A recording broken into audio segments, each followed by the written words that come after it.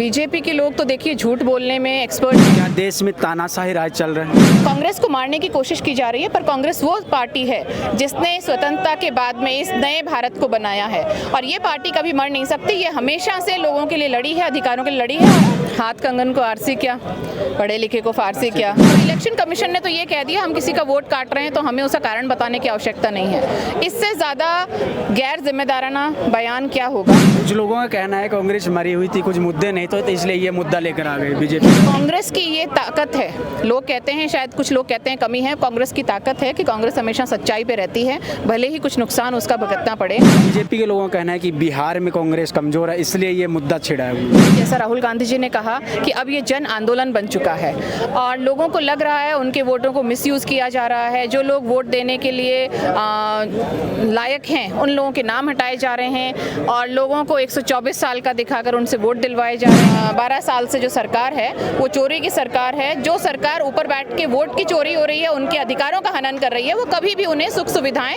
और उनके जो मूल कर्तव्य हैं सरकार के, वो हमेशा उससे विमुख रही। नमस्कार, मेरा नाम है अभिषेक जाखड़ और आप देख रहे हैं द लोक नेत्र। और इस वक्त मैं शहीद स्मारक पर मौजूद हूं, जहां पर कांग्रेस के कार्यकर्ताओं के द्वारा वोट चोरी को लेकर यहां पे प्रदर्शन किया गया है। राहुल गांधी ने ये जो जंग छेड़ी है वोटों को लेकर, अब ये जंग कहां तक जाएगी और कहां तक इसका न्याय होगा, उन सब के बारे में बात करेंगे। लेकिन आज का जो जयपुर में कांग्रेस का प्रदर्शन रहा, उन सब के बारे में बात करते हैं। हमारे साथ सीका मील जी हैं जो कि चोमू से विधायक है। नमस्कार मैम। नमस्कार मैम, कैसा रहा आज का प्रोटेस्ट? आप खुद देखिए, हाथ कंगन को आरसी क्या, पढ़े लिखे को फारसी क्या।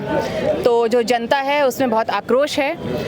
कांग्रेस पार्टी का ये प्रदर्शन है, इंडिया गठबंधन जो वोट चोरी हो रही है उसके बिल्कुल खिलाफ है। पर सबसे अच्छी बात ये है, जैसा राहुल गांधी जी ने कहा कि अब ये जन आंदोलन बन चुका है और लोगों को लग रहा है उनके वोटों को मिसयूज़ किया जा रहा है। जो लोग वोट देने के लिए लायक हैं उन लोगों के नाम हटाए जा रहे हैं और लोगों को 124 साल का दिखाकर उनसे वोट दिलवाए जा रहे हैं। एक एक घर में 100-100 वोट हैं। तो ये सारी चोरी है, ये राहुल गांधी जी जनता के सामने लाए और अब जनता को विश्वास हो रहा है कि जो पिछले 12 साल से जो सरकार है वो चोरी की सरकार है। जो सरकार ऊपर बैठ के वोट की चोरी हो रही है, उनके अधिकारों का हनन कर रही है, वो कभी भी उन्हें सुख सुविधाएं और उनके जो मूल कर्तव्य हैं सरकार के, वो हमेशा उससे विमुख रहेगी। कुछ लोगों का कहना है कांग्रेस मरी हुई थी, कुछ मुद्दे नहीं तो इसलिए ये मुद्दा लेकर आ गए बीजेपी का। देखिए, कांग्रेस मरी हुई नहीं थी।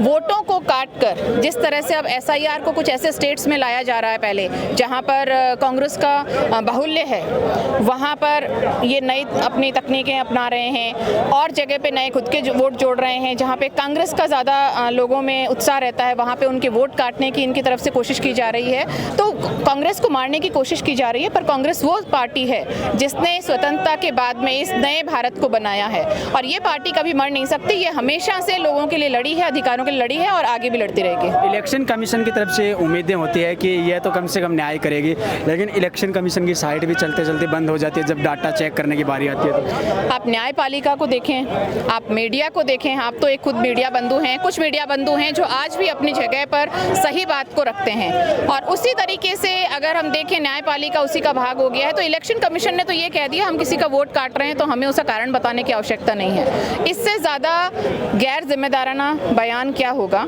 तो सभी लोगों को दिख रहा है कि कोई कोर्ट का भी बयान आता है, इसीलिए मैंने बोला न्यायपालिका और इलेक्शन कमीशन सभी चीज़ों पर सरकार ने दबाव बनाया हुआ है। बहुत सारे जजेस हैं, न्यायपालिका है जो शायद कोशिश कर रही है कि दबाव में ना आए, फिर भी बहुत सारे बयान आपको दिखते हैं जिससे साफ दबाव महसूस होता है कि सरकार ने दबाव बनाया है। क्या देश में तानाशाही राज चल रहा है?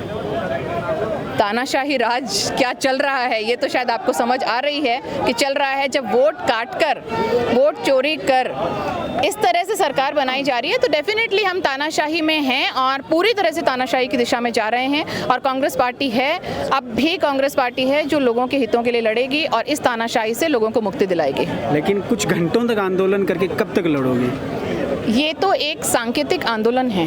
आंदोलन तो जन आंदोलन है जो चल रहा है, कांग्रेस ने चला रखा है। इस तरह के जो प्रदर्शन हैं हर जिले स्तर पे होंगे, हर ग्राम स्तर पे होंगे। आज यहाँ पर प्रदेश स्तर का एक यहाँ पर सांकेतिक आंदोलन है और ये आंदोलन चलता रहेगा। कभी कभी जिस दिन हम लोगों को लगेगा कि हमें और एक प्रदर्शन करना है तो वो सारी चीज़ें इसके साथ चलेंगे। मतलब लंबा आंदोलन नहीं किया जाएगा? लंबा आंदोलन चलेगा। हर लड़ाइयाँ बूथ पे लंबी हमारे लड़ी जाती है, हर तभी बूथ पे जीती हमारे जो एजेंट्स हैं वो इस लड़ाई को लड़ेंगे। हमारा हर कांग्रेस कार्यकर्ता अपनी अपने बूथ पे ये लड़ाई लड़ेगा और इस सरकार को जो तानाशाह सरकार है उसको आईना ज़रूर दिखाएगा। बीजेपी के लोगों का कहना है कि बिहार में कांग्रेस कमज़ोर है, इसलिए ये मुद्दा छिड़ा है उन्होंने। बीजेपी के लोग तो देखिए झूठ बोलने में एक्सपर्ट हैं और कांग्रेस की ये ताकत है। लोग कहते हैं, शायद कुछ लोग कहते हैं कमी है, कांग्रेस की ताकत है कि कांग्रेस हमेशा सच्चाई पे रहती है, भले ही कुछ नुकसान उसका भुगतना पड़े।